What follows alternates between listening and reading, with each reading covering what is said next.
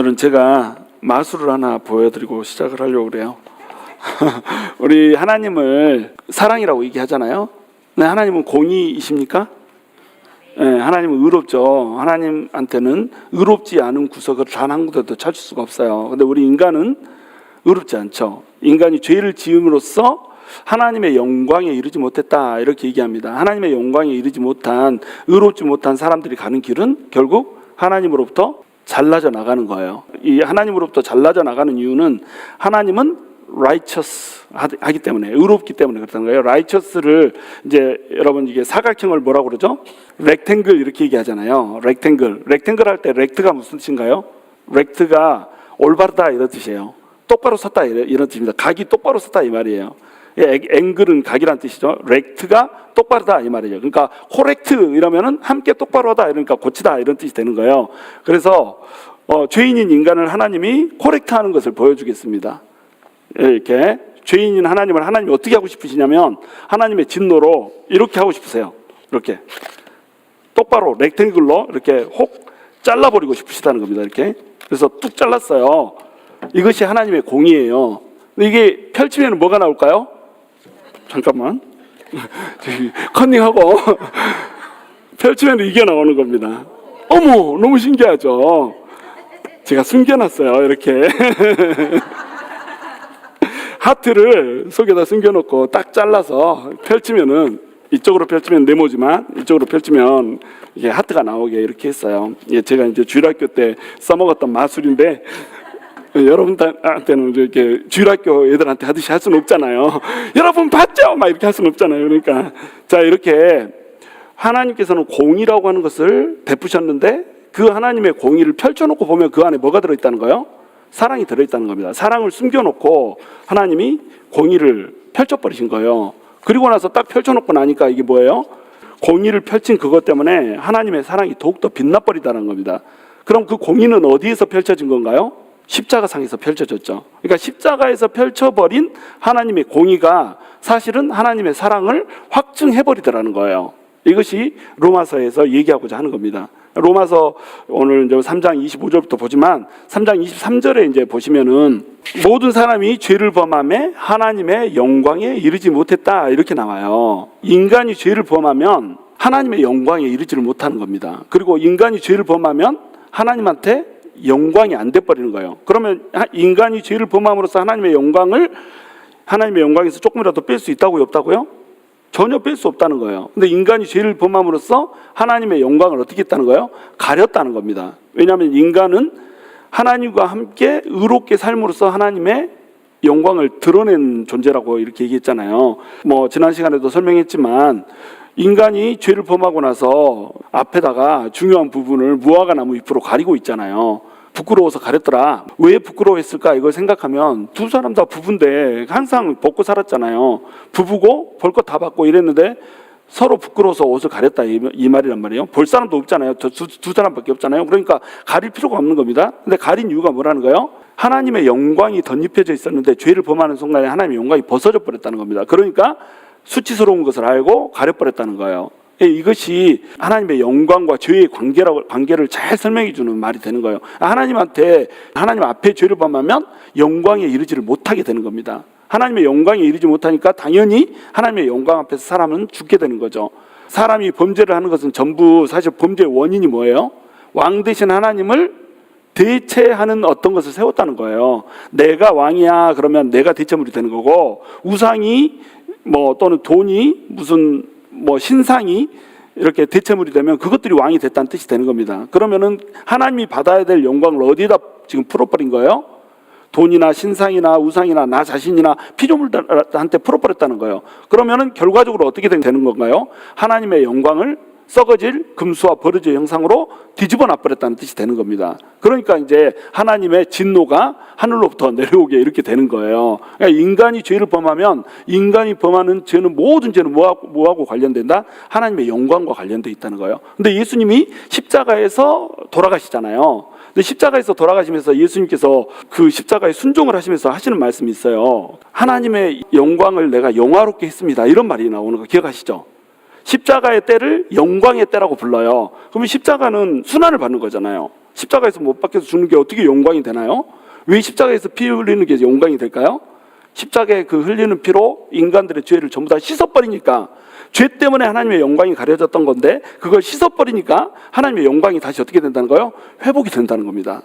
이게 이제 로마서에서 가르치는 거거든요. 그걸 하려고 예수님께서 24장에 보면은 속량을 하셨다고 그래요. 우리 죄를 속량하셨다. 속량하셨다라고 하는 이 단어는 사실은 신학적인 용어가 아니었어요. 그 당시에 쓰던 이런 상업적인 용어였단 말이에요. 예를 들어서 이제 노예가 있습니다. 이 노예들을 이제 노예 시장에 가면은 막 사슬로 묶어놓고 벌겨벗긴 채 이렇게 세워놓잖아요. 노예들은 인간이 아닙니다. 인간으로 여기지 않았어요. 다 이렇게 상품으로 여겼어요. 그러니까 노예 시장에 가면은 노예를 팔 때에 그냥 이렇게 이쁜 꽃가옷 입히고 막 꽃단장하고 이렇게 하는 게 아니라 옷을 다 벗깁니다. 왜냐하면 하자가 있는지 없는지 옷으로 가릴 수 없게 이게 만드는 거예요.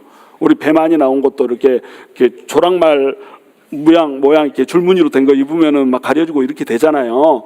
그게 가려놓는 거잖아요. 펑펑한 옷을 입으면 더 날씬해 보이고, 블랙 옷을 이렇게 이런 모양으로 해놓으면 더 날씬해 보이고, 이렇게 하려고 가리는 거잖아요. 근데 그런 거 하나도 없이 다 벗기는 거예요.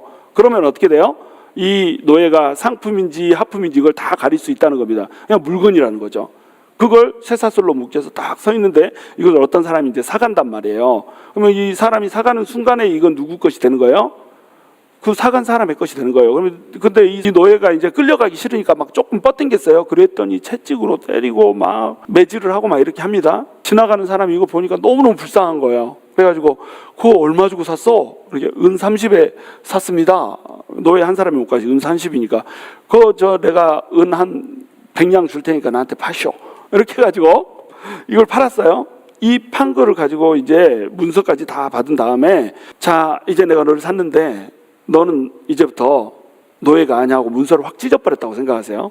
이것을 뭐라고 부른다고요? 속량이라고 부른다는 겁니다. 예수님께서 마귀의 노예됐던 우리들을, 그래서 벌거벗고 쇠사슬에 묶여있는 우리들을 예수님께서 그 핏값으로 주고 사가지고 어떻게 했다는 거예요? 노예 문서를 찢어버렸다는 겁니다. 근데 노예 문서를 찢어도 노예가 가끔씩 나는 당신하고 있는 게 좋아요. 당신이 내 생명을 구해줬잖아요. 당신같이 자비로운 사람이면 내 혼자 사는 것보다 당신 노예하는 게 좋겠어요 라고 얘기하면서 계속 노예를 하고 싶어 해요. 그러면 어떻게 하죠? 오른쪽 귀에다가 구멍을 뚫잖아요. 문으로 데려가서 문짝에다 대놓고 오른쪽 귀를 딱 구멍을 뚫는단 말이에요. 그러면 그 구멍을 뚫은 걸로 인해서 뭐가 되는 거예요? 이 사람은 이 사람의 영원한 노예입니다. 이런 뜻이 되는 거예요. 그러면서 그 주인에게 속한 자가 되는 겁니다. 우리가 어떤 자가 되는 거예요? 주님을 믿겠습니다. 주님을 따르겠습니다. 너 자유야 했는데 나는 주님의 종이죠. 내가 무슨 자유는 자유입니까? 이렇게 하면서 오른쪽 귀를 뚫은 자, 그래서 주님께 속한 자, 이게 이제 우리 교회라는 거예요. 자, 이 개념이 이제 속량이라고 하는 개념 속에 들어있는 겁니다. 그래 놓고 나서 이제 두 번째 이미지를 하나님이 보여주시는데, 그게 뭐냐면 25절에 나오는 이 대목이에요. 이 예수를 하나님이 그의 피로써 믿음으로 말미암는 화목 제물로 세우셨으니 이는 하나님께서 기를 참으시는 중에 전에 지은 죄를 강구하심으로 자기의 의로우심을 나타내려 하심이니. 이해가 되세요? 좀 어렵죠?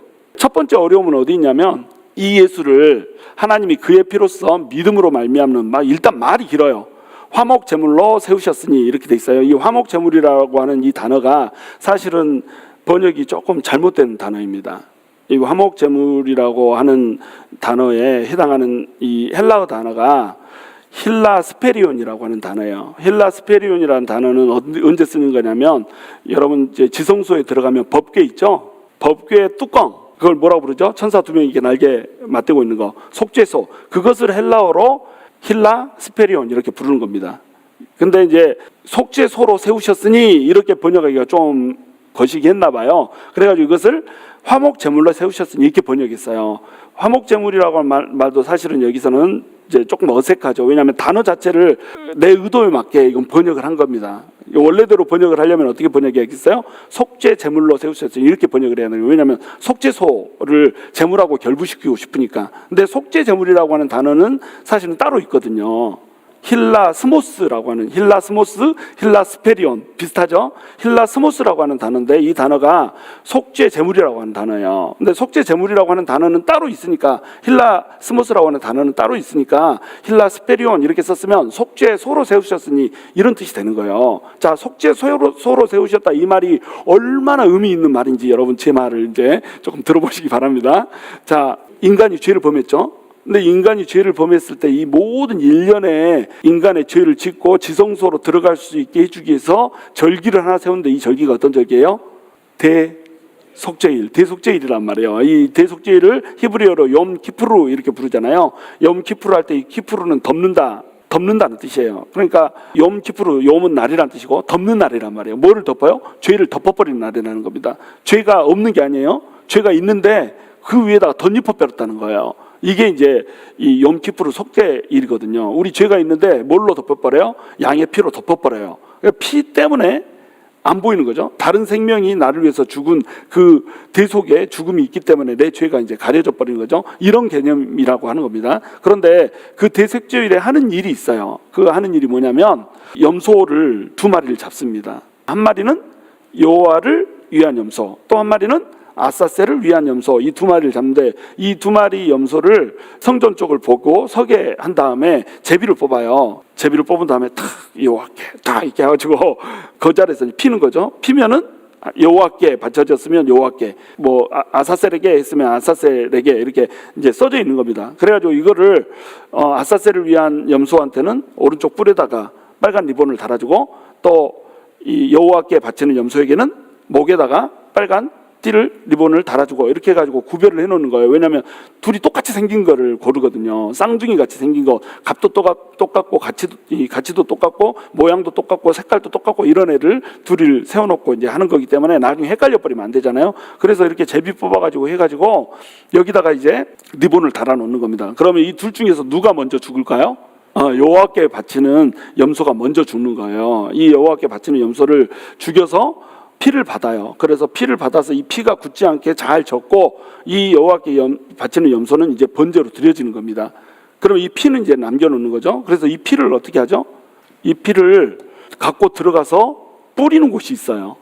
그 뿌리는 곳이 뭐냐면 힐라스페리온, 속죄소에다가 뿌리는 거예요. 속죄소 뚜껑에다가 뿌리는 겁니다. 속죄소 뚜껑에는 뭐가 있죠? 2 그룹 천사가 날개를 맞대고 있잖아요. 2 그룹 천사가 날개를 맞대고 있다는 건 여기에 하나님의 임재가 있다는 거예요. 근데 하나님의 임재가 있는 이 장소를 뭐라고 불렀죠? 지성소라고 부른다는 겁니다. 그러니까 이 지성소로 백성들이 들어간다. 지성소에서 하나님과 대면해서 만날 수 있게 해주려면은 뭐가 없어야 돼요? 죄가 없어야 되는 겁니다. 죄가 없어야 되니까 죄를 속해주는 이런 행위가 필요한 거예요. 속죄가 필요한 거죠. 이 속죄에 2마리의 염소가 들어가는데 한 마리의 염소는 아사셀을 위한 염소고 이 염소는 이제 나중에 여호와께 드리는 염소가 죽고 난 다음에 어떻게 2 손으로 왼손이 아래로 가고 오른손이 위로 가게 해서 이거 바뀌면 안 됩니다. 바뀌면 무효예요. 일련의 모든 속죄가 다 무효가 되는 겁니다. 똑같이 해야 되는 거예요. 왼손 밑에다 오른손 위에다 올려가지고 딱 이렇게 기도를 하는 거죠. 기도할 때 뭐라고 기도를 하겠어요? 내 모든 죄를 고백하는 겁니다. 내가 이런 죄를 지었습니다. 이런 죄를 지었습니다. 나열을 하는 거예요. 그러면 이 죄들이 누구한테 전가된다? 이 아사셀을 위한 염소한테 전가가 되는 거예요. 그럼 이 아사셀을 위한 염소는 동쪽 문을 통해서 이제 밖으로 나가서 광야로 가게 되는 겁니다. 광야까지 이제 끌고 나가서 여기서 이제 죽게 이렇게 만드는 거예요. 이게 이제 아사셀을 위한 염소고, 이제 여호와께 드리는 염소는 피를 받았으면 이 피를 가지고 속죄소에다가 뿌리는데, 속죄소 밑에는 뭐가 들어있죠? 법궤가 있고 법궤 속에는 뭐가 들어있어요? 십계명의 2 돌판이 들어있잖아요. 이 십계명의 2 돌판이 뭐냐면 바로 언약입니다. 하나님의 백성과 하나님이 세워놓은 언약, 이게 십계명의 2 돌판이란 말이에요. 그러니까 하나님이 세우신 그 돌판을 발등상 삼아서 하나님이 임재를 하신다는 겁니다. 하나님은 언약 없이는 임재를 하지 않으세요. 하나님이 죄인들 가운데 임재하시는 이유는 하나님이 세워주신 언약 때문에 임재하는 겁니다. 그래서 십계명의 2 돌판을 발등상 삼아서 임재를 하는데, 십계명의 2 돌판과 또 2가지가 더 있죠. 법궤 앞에다 놓는 2가지가 더 있는데, 만나 항아리하고 그 다음에 아론의 쌍난 지팡이. 자, 그러면 법궤에 들어있는 십계명의 2 돌판, 만나 항아리, 그 다음에 아론의 쌍난 지팡이, 이 3가지가 다 상징하는 게 뭐예요? 하나님을 거역한 인간의 죄를 상징하는 겁니다. 언약이면서 동시에 죄를 상징하는 거예요. 왜냐하면 십계명의 돌판 끌고 내려올 때, 받아서 내려올 때 어떻게 했어요? 밑에서 황금송아지 만들어가지고 춤추고 난리 났잖아요. 그거를 모세가 던져가지고 두 돌판을 깨버리잖아요. 황금송아지 만든 것 때문에 화나가지고. 십계명의 두 돌판을 하나님으로부터 받고 있는 그 당일날 황금송아지 만들어가지고 바로 배신을 하고 있는 그 인간의 패역함을 보여주는 것이 바로 뭐라는 거예요? 두 돌판이라는 겁니다. 만나는 또 어때요? 만나를 하나님께서 내려주셨죠. 만나의 뜻이 뭐라고 그랬죠?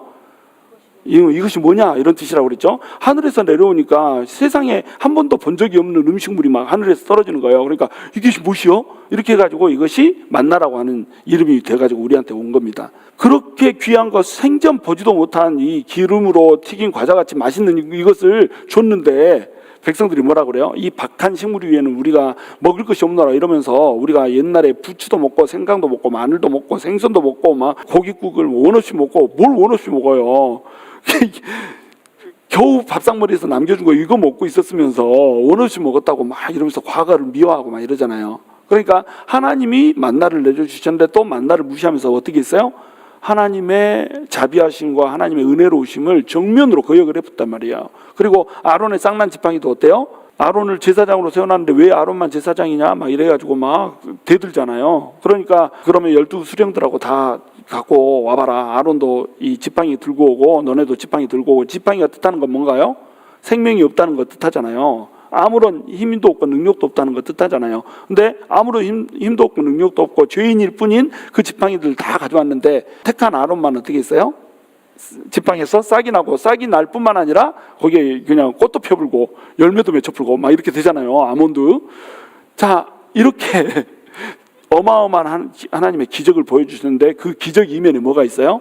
하나님에 대한 불평과 불만과 폐역이 들어있다는 겁니다. 이 폐역 위에 하나님이 임재를 하는 거예요. 임재하실 수 있겠어요? 없겠어요?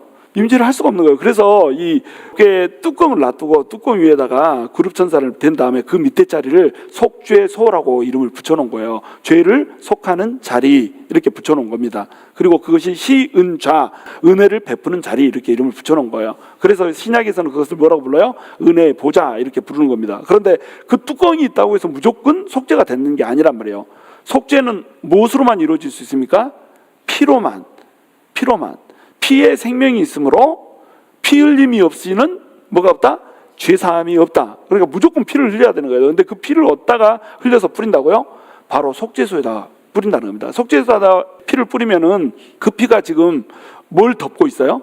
죄악을 덮고 있잖아요. 법궤에 얽힌 죄악, 만나에 얽힌 죄악, 아론의 쌍난 지팡이에 얽힌 죄악, 모든 하나님이 주신 것을, 주신 영광을 전부 다 거역하고 그 영광을 썩어질 금수와 버러지의 형상으로 바꿔버렸던 인간의 모든 폐역함, 교만함 이런 것들을 죄 없는 생명의 피로 덮어버린다고 하는 겁니다. 이게 속죄소의 의미란 말이에요. 그것을 화목제물로 이렇게 번역을 해놓은 겁니다. 그러니까 원래 이 개념은 뭐냐면 속죄소로 세우셨으니 이렇게 돼야 되는 거예요. 속죄소로 세우셨으니. 속죄소로 세우셨다 이 말은 뭐냐면 하나님이 바라보는 모든 인간의 죄를 예수 그리스도의 피로 덮어버린 그 장소로 예수님을 세워버렸다 이 말이 되는 겁니다. 예수의 십자가가 그런 의미를 갖는 거예요. 그러니까 예수님의 십자가가 있으면은 인간의 죄가 보여요? 안 보여? 안 보이게 된다는 거죠. 자, 그런데 그 다음 이제 어려운 말이 등장합니다. 이는 하나님께서 길이 참으시는 중에 전의 죄를 간과하심으로 자기의 의로우심을 나타내려 하심이니 이렇게 돼 있죠. 자, 전에 지은 죄를 간과했는데 어떻게 의로울 수가 있어요? 이런 질문을 할 수 있잖아요. 인간이 죄인이에요? 하나님의 영광이 이르지 못하는 것을 하나님이 어떻게 해버렸다고 그러죠? 죄를 속량해서 은혜로 값없이 그들을 구원했다 이렇게 얘기하잖아요. 그렇죠? 은혜로 값없이 그들을 속량했다 이렇게 얘기를 해버리면 죄 지어가지고 죽을 사람을 그냥 무죄 방면해버렸다는 소리가 되잖아요. 자, 우리가 죄를 지으면 죄값을 받아야 돼요? 안 받아야 돼요? 당연히 죄값을 받아야죠. 사형에 해당하는 범죄를 저질렀는데 그냥 풀어줘 버렸어요. 방면해줘 버렸어요. 그러면 이 판사는 의롭다고 할 수 있어요? 없어요? 불의하다고 말할 수 있는 겁니다. 그러니까 죄인을 그냥 용서해줘 버리면 하나님은 어떤 분이 되는 거예요? 불의한 분이 돼버린다는 거예요.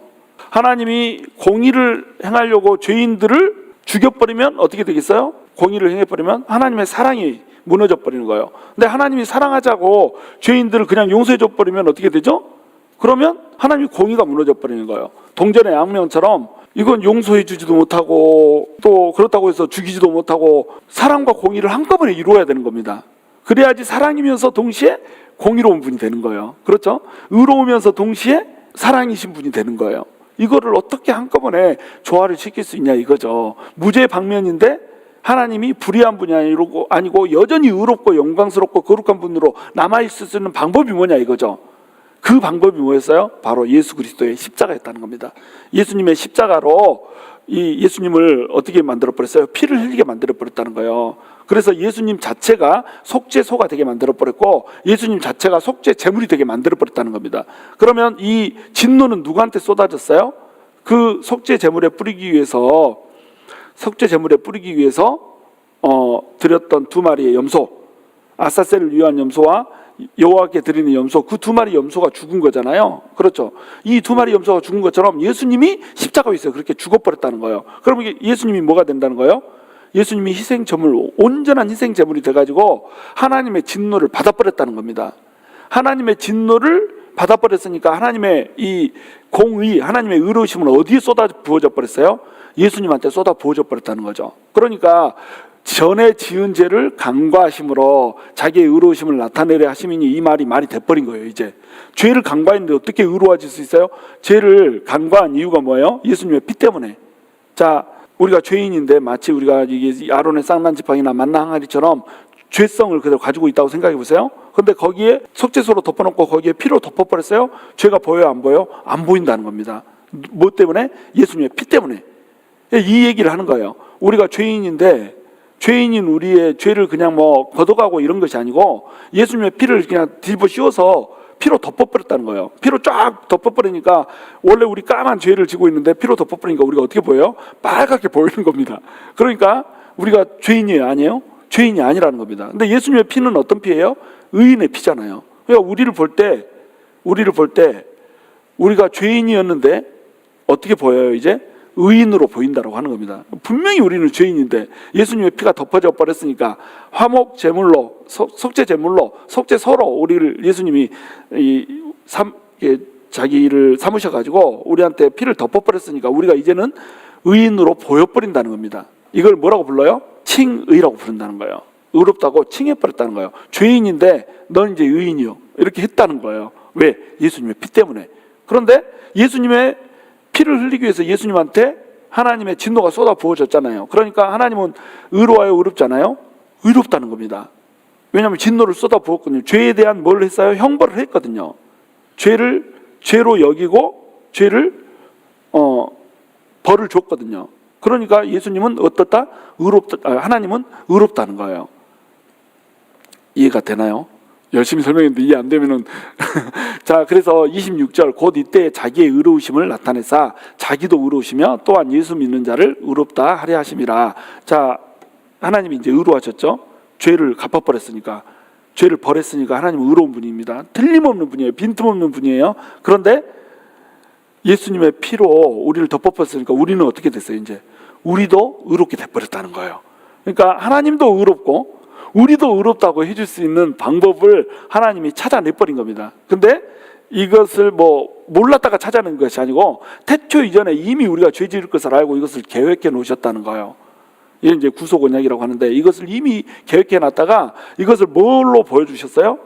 속죄소네, 속죄제물이네, 속죄일이네, 또 희생염소네, 이런 것들로 하나님께서 예표를 다 해놓고 우리 지난 시간에 봤듯이 선지자들의 이 예언으로 이미 다 말을 해줘놓고 선지자들의 글들에서 이미 다 예표로 예언으로 전부 다 명시해놓고 예수님을 통해서 그 말씀을 전부 다 이루어버렸다는 거예요. 그러니까 하나님이 신비롭죠. 얼마나 하나님의 은혜가 깊고 또 신비로운지 우리가 이걸 발견할 수 있어야 된다는 거죠. 27절 그런즉 자랑할 때가 어디냐, 있을 수가 없느니라. 무슨 법으로냐, 행위로냐, 아니라 오직 믿음의 법으로니라. 자, 그러니까 우리는 전부 다 죄인이에요. 그렇죠. 죄인 아닌 사람이 없잖아요. 내가 죄인이라고 여기는 내가 의인이라고 여기는 사람은 그 사람은 가망이 없는 겁니다. 소망이 없어요. 나는 그래도 썩 괜찮아라고 여기는 사람은 소망이 없어요. 내가 그래도 믿음이 이 정도면 괜찮지, 내가 그래도 교회에서 이 정도면은 다른 사람 가르칠 정도가 되지, 뭐 내가 세상에 나가서 이 정도면은 그래도 하나님을 믿는 사람으로서 떳떳하게 설 수 있지, 이렇게 하면요, 가짜입니다. 예수 잘못 믿은 거예요. 이 복음을 적어도 잘못 알았다는 거예요. 우리한테 자랑할 것이 있어요, 없어요? 자랑할 것이 없어요. 왜냐하면 은혜고 공짜로 주었거든요. 우리의 죄가 아직도 그 빨간 피 속에는 득실득실하거든요. 제가 회칠한 무덤처럼 회로 치러놓긴 했는데 그 속에서 죄가 득실득실한 겁니다. 근데 다만 예수 그리스도 피가 우리를 덮고 있으니까 죄인으로 우리가 안 보일 뿐이라는 거예요. 그걸 이루어주려고 예수님이 그 고귀한 피를 흘리고 십자가에서 우리를 위해서 그렇게 고통을 당하셨던 겁니다. 근데 우리는 어때요? 조금 우리가 뭐 좀 한다 싶으면 우리가 이거 했는데, 우리 믿음도 여러분 율법주의에 빠지면 안 된다고 그랬잖아요. 그거와 똑같이 우리가 현대에서는 믿음주의에 빠지면 안 돼요. 믿음주의라는 게 뭐냐면은 이 믿음을 가지면, 믿음만 있으면 구원받는다라고 하는 게 믿음주의거든요. 근데 이것이 잘못하면 구원파 이론이 될 수가 있습니다. 구원파 이론이. 믿기만 하면 우리가 구원받는다. 물론 믿으면 구원받죠. 근데 뭘 믿어야 되는 건가요? 예수 그리스도를 믿는 거예요. 그러니까 우리 믿음을 자랑할 수 있어요, 없어요? 자랑할 수 없어요. 우리가 믿음을 자랑해버린다, 내 믿음을 자랑해버린다, 그래서 내 믿음이 마치 공력이 되는 것처럼 이렇게 얘기해버리잖아요. 그러면 그것도 또한 뭐가 돼버리는 거예요? 내 자랑이 돼버린다고 하는 겁니다. 그러니까 우리한테는 자랑할 것이 아무것도 없다는 거예요. 예수님께서 말씀하시는 예수를 믿는다라고 하는 거, 이 믿음이 어떤 뜻이냐면 나에게 자랑할 것이 아무것도 없다라고 하는 거예요. 내가 뭐가 잘났습니까? 여러분, 제가 목사 될 자격이 있다고 생각하세요? 여러분, 차마 내 눈앞이라서 대답은 못 하잖아요. 근데 자격이 없거든요. 저 같은 게 어떻게 목사를 합니까? 저 같은 게 어떻게 하나님의 말씀을 하나님 앞에서 대언하고 또 성도들에게 대언하고 이럽니까? 아무것도 아니에요. 아무것도. 그냥 죄투성이고, 지금도 속에서는 죄가 100만 가지 죄가 모락모락 피어나는 죄인이라고 하는 겁니다. 그러면 여러분은 다르뇨? 여러분은 다르뇨? 똑같단 말이에요. 다 똑같이 죄가 모락모락 피어나고 있는 이런 사람인데 그냥 주님이 피로 덮어버렸다는 거예요. 그러니까 뭐 그렇게 우리가 잘났다고 다른 사람한테 너 이거 모자라다 저거 모자라다 이럴 게 뭐가 있냔 말이에요.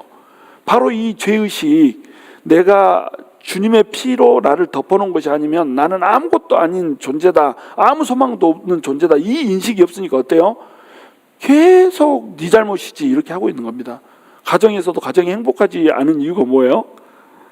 나는 잘못 없는데 남편이 다 잘못이거든. 나는 잘못 없는데 아내가 다 잘못이거든. 이놈의 자식놈 새끼가 왜 이렇게 은혜를 모르고. 근데 그게 내 모습이잖아. 그렇지 않아요? 근데 나는 보지 못해요. 그리고 남들의 죄만 보이는 겁니다. 이게 뭐냐면 자랑할 것이 아직 남아있는 거예요. 그래서 하나님으로부터 멀어져 있는 사람의 특징이 뭐냐면 자기 자랑이에요. 나를 자랑하고 나를 내세우는 마음이 이만큼이라도 있고, 그러한 행동, 언어, 습관이 이만큼이라도 있으면 그 사람은 하나님으로부터 멀어져 있다, 이렇게 생각하면 돼요. 하나님과 가까운 사람은 어떠냐면 자기를 철저하게 죽입니다. 내 안에 내가 선한 것이 있다고 생각 안 하는 거예요. 나를 막 이렇게 공격하고 모욕 주고 막 이러면 기분 나쁘잖아요. 그러면 버럭하고 막 이렇게 하잖아요. 사실은 그런 모습 하나조차도, 뭐 인간이니까 감정이 있어서 그렇게 할 수 있지만, 그런 모습조차도 내 안에 내가 죽지 않은 나의 모습이 있다고 하는 거예요. 그러니까 내가 자랑하고 내세울 만한 뭔가가 있다고 믿는 겁니다. 근데 성화가 많이 된 사람이면 많이 된 사람일수록 어때요? 모멸과 모욕감과 이런 것들을 너무너무 잘 품습니다. 성화가 많이 든 사람일수록 어때요? 품이 넓어요. 이렇게 이 포용력과 그 다음에 융통성이 넓습니다. 왜냐하면 다른 사람들의 죄를 보면서 그 죄를 내 죄로 투영해서 봐버리거든요. 저 사람의 죄의 모습이 내 안에도 있다라고 하는 것을 봐버리기 때문에 다른 사람들의 죄에 대해서, 허물에 대해서 훨씬 더 넓어져 버리는 겁니다. 아, 네가 하는 그 모습이 나한테도 있지. 이러면 어떻게 되겠어요? 그보다 더한 모습이 나한테 있지. 이러면 어떻게 되겠어요? 그 사람에 대해서 손가락질을 할 수가 없는 겁니다. 그러니까 죄인임에도 불구하고 품어줄 수가 있는 거예요. 제가 이렇게 보내드린 그 영상 혹시 보셨나요?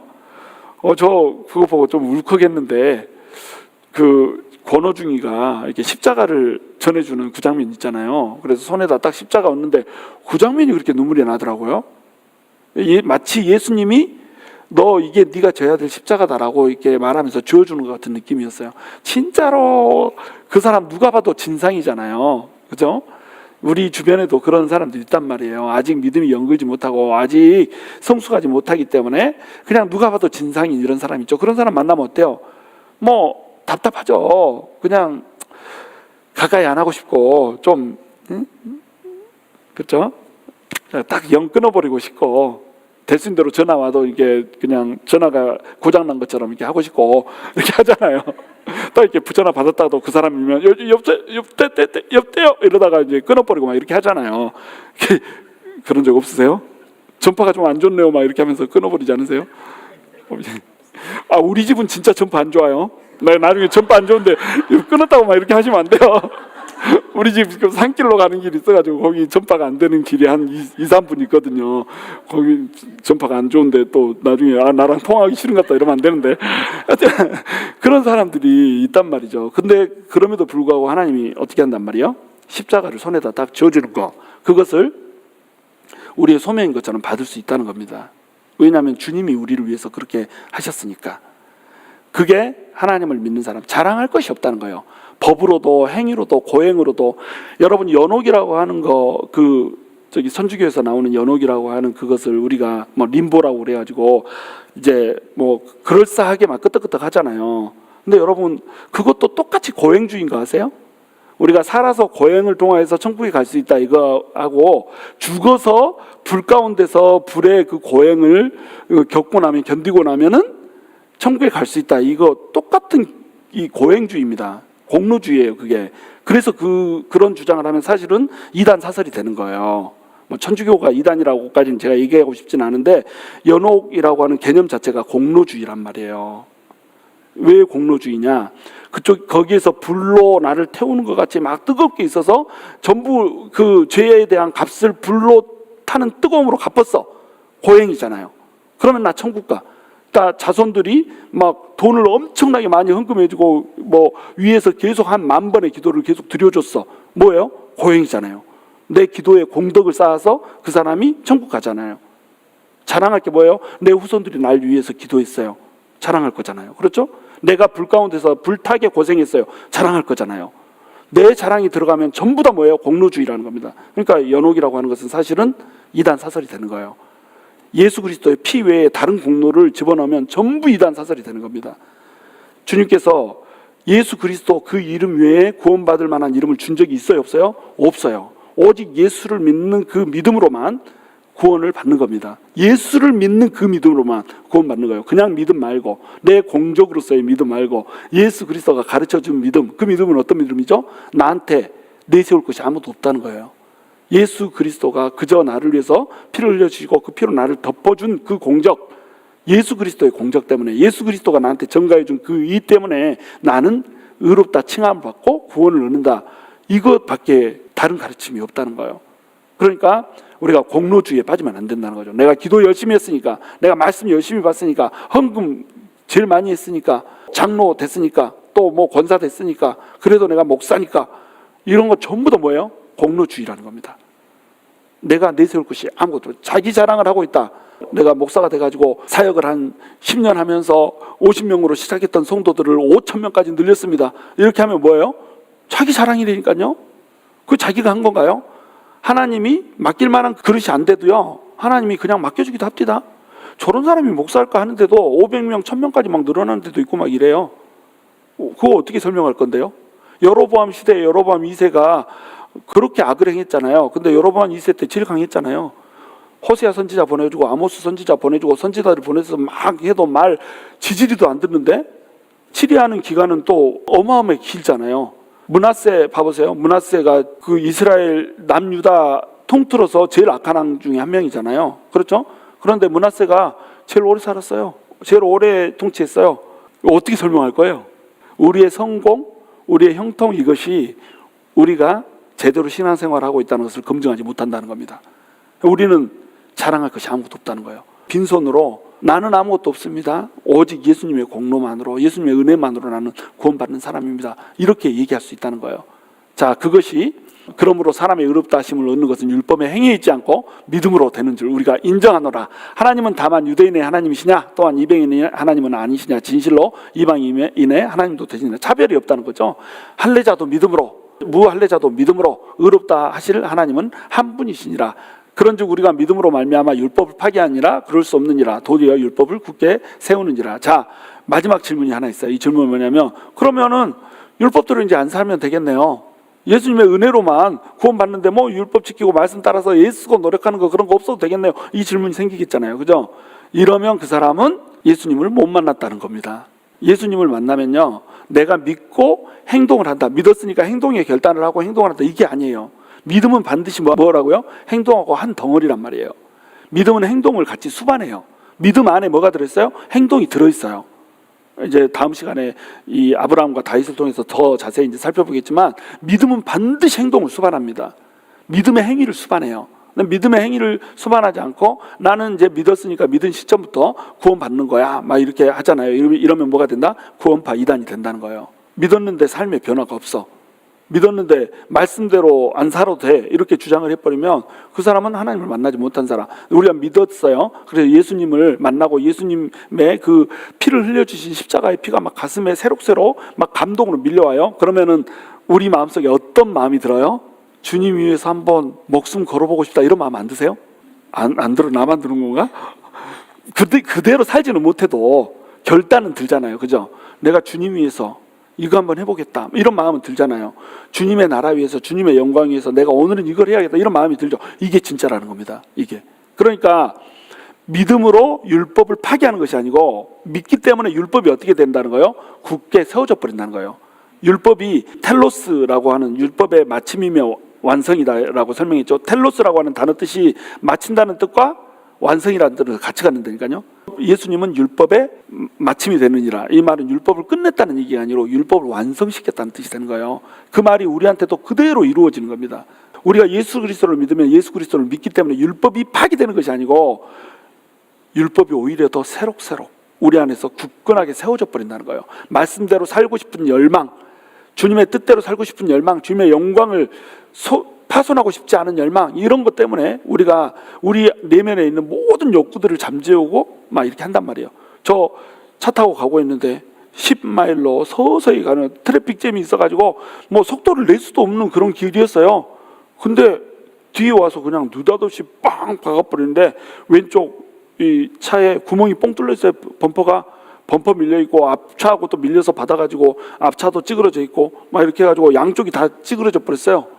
그리고 나는 허리가 아파서 걷지도 못하고 막 토할 것 같고 머리 아프고 막 이렇게 해가지고 차에서 내리는데 저거 한마디 하고 싶을까요? 안 하고 싶을까요? 왜 받았어? 이러고 한마디 하고 싶잖아요. 제가 어떻게 하고 내렸을 것 같아요? 제가 안 웃어지는데 억지로 웃고 내렸어요. 그 자기 차를 받은 애가 너무 막 미안해 할까봐 이러고 내렸단 말이에요. 근데 그 젊은 애 두 애가 영어도 못해. 그냥 스페니시만 할 줄 알아요. 그래가지고 노 아블라 잉글리시를 해버리는데 답답하더라고요. 너 괜찮냐도 못 물어봐.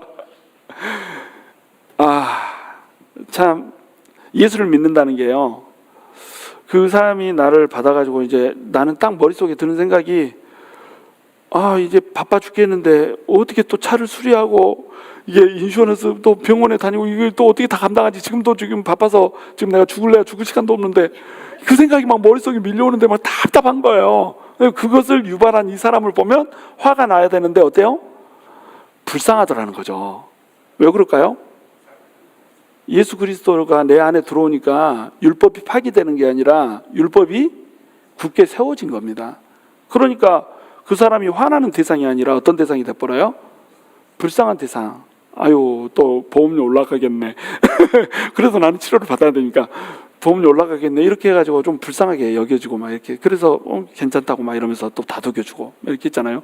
내가 뭔 말하는지 이해도 못하지만 이 표정으로 다 읽을 거 아니에요.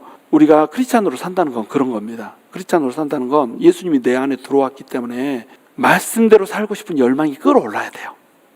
그래서 내 욕정, 내 탐욕이 가끔씩 우리 육신이가 막 올라오죠. 이 속에서 피로 도프란스가 이글이글 한다고 그랬잖아요. 근데 이 피가 계속 능력이 있어가지고 내 욕정을 다 녹여버리고 그냥 예수 그리스도를 높이고 싶은 생각, 하나님의 영광을 높이고 싶은 생각, 이 생각이 내 속에서 득실득실하게 만드는 거, 이게 진짜 신앙이라는 거예요. 이러려면 어떻게 해야 될까요? 예수를 믿은 그 믿음이 진짜야 되고, 예수를 그 믿음이 한순간의 이례적 믿음이 아니고 계속 지속적으로 내 안에 예수로 채워주고 또 채워지는 겁니다. 그러니까 우리가 기도하는 거고, 그러니까 우리가 말씀 보는 거고, 그러니까 우리가 예배 자리에 나와서 이렇게 하나님께 영광 돌리고 이러는 거예요. 바로 삶으로 드리는 그 제사를 드리기 위해서. 그런 은혜가 우리 성도님들에게 있게 되기를 주님의 이름으로 축원합니다.